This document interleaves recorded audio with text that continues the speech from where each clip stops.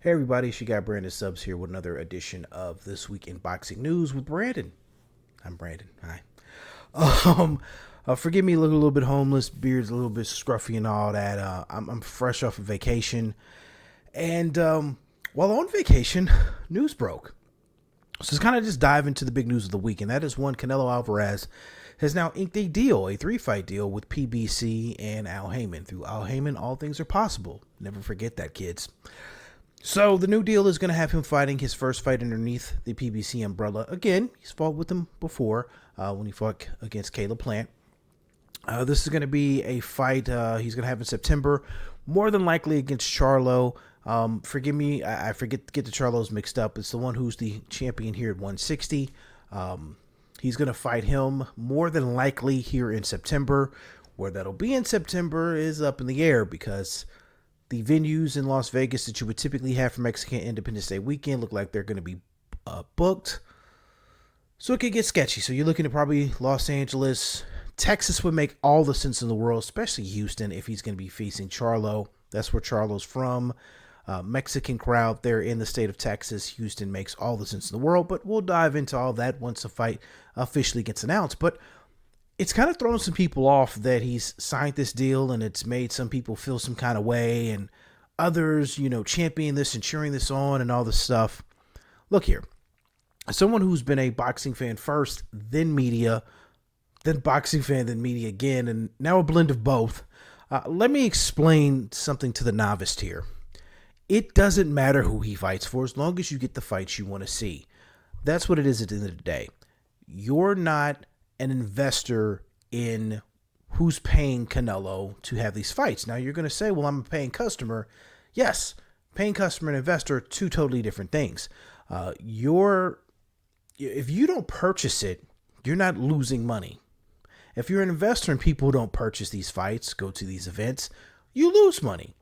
None of that is anything that you fans at home who go to the fights, whether you're traveling, go see them, or you're ordering pay-per-view, you have no financial interest tied into who's fighting for what promoter. Let it go. I've never understood the whole attitude about who fights for what promoter and all this other stuff. And people are championing and cheering on as if their influence and what's something they said on social media dictated Canelo signing with PBC. It's just beyond strange to me. A lot of weirdos. A lot of weirdo boxing fans. And I don't even know if I can, call them quote unquote boxing fans. They're just weirdos. So a lot of weirdos have been pumping their chest out this week or looking sad or making racial comments this week in regards to Canelo signing with PBC. Look, I don't really care who he signs with as long as we get the fights we want to see it. And I'm going to be honest, I really don't care. I could care less about the Charlo fight. I honestly think that's going to be an easy victory for Canelo. It's the Benavidez fight is the fight I've been screaming about here for years. I've said I thought Benavidez is the guy who can beat Canelo. Bivol beat him to it. But I still think there's a very good chance that is a fight David Benavidez can still win. And it makes all the sense in the world to have that fight now and should be easier to make now with them both being under the PBC umbrella. But we'll wait and see. So we do know September, Canelo's fighting somebody. More than likely, it's going to be Charlo. Now, reason why I say more than likely Charlo and not David Benavidez in this situation, which I don't know why I just enunciated his name so weird there. Why it's not David Benavidez here in September is more than likely going to be him facing David Morrell. Now, there was news that broke about that as well when I was on vacation to where, prior to, it sounded like that was a done deal. That fight was going to be made. At least that's what was coming out of Morrell's camp. Benavidez did a video, said nothing's been signed. He's agreed to nothing. He's not said that fight's happening. It's an option. Another option, a name he threw out, which I thought was quite funny, was Jaime Munguia. So, yeah, very strange things going on right now. So we'll see how things play out. But it's a lot of guys in the mix here. And speaking of this division here at 168, might as well kind of chime in about this weekend's fights. One in particular being Edgar Berlanga making his first fight here underneath the Matchroom Boxing umbrella after being signed with Top Rank. Top Rank letting him go, not renewing his contract, whatever spin you would have put on it. He ain't with him no more. And This is now his fifth fight in a row here he had where he won and went to the cards.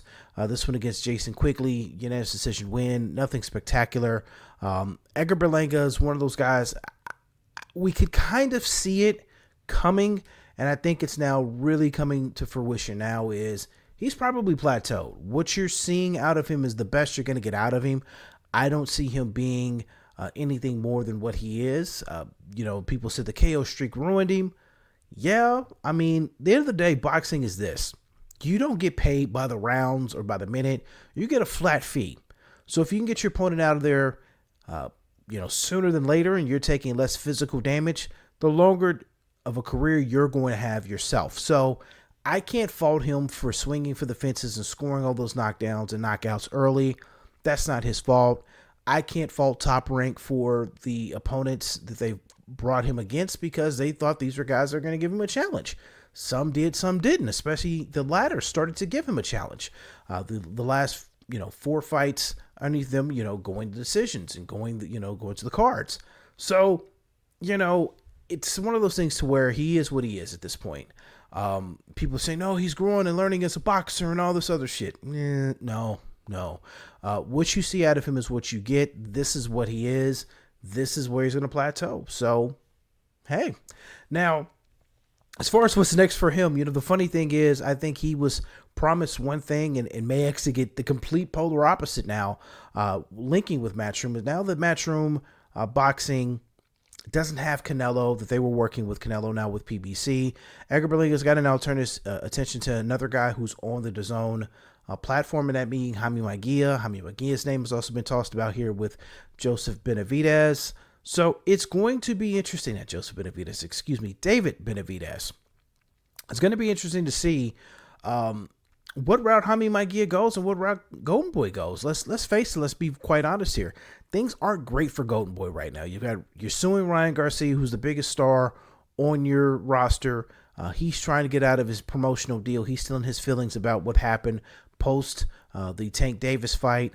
You have Joseph Diaz or Jojo Diaz, who's got some very interesting baggage with him in regards to underage girls and photos and just a lot of creepy stuff. And you have Virgil Ortiz, who may be the best out of the whole bunch on the Golden Boy roster, but as a guy who's had some medical issues, he's going to be fighting here. I want to say it's either this coming week or the following week against Stanionis. So you hope he's physically well, but if he's physically well, he's the biggest star on your roster. The thing is, he just doesn't have the electric personality of a Ryan Garcia. He's a lot more low-key, much more calm, much more grounded guy, to where it's maybe not as easy to quote-unquote promote him because he's not a big talker. So interesting times at Golden Boy, very odd times for Golden Boy. And shout out to Oscar De La Hoya, who's pretty much doesn't really care anymore about give a crap about anything. He goes after Eddie Hearn on social media, goes after casuals on social media. Oscar's got a lot of time on his hands, folks, so let's somebody knock the phone out of his hand so he can stop tweeting. So there's that from that aspect. Another thing to touch on here, Joshua Franco came over 6 pounds overweight over in Japan against Ioka.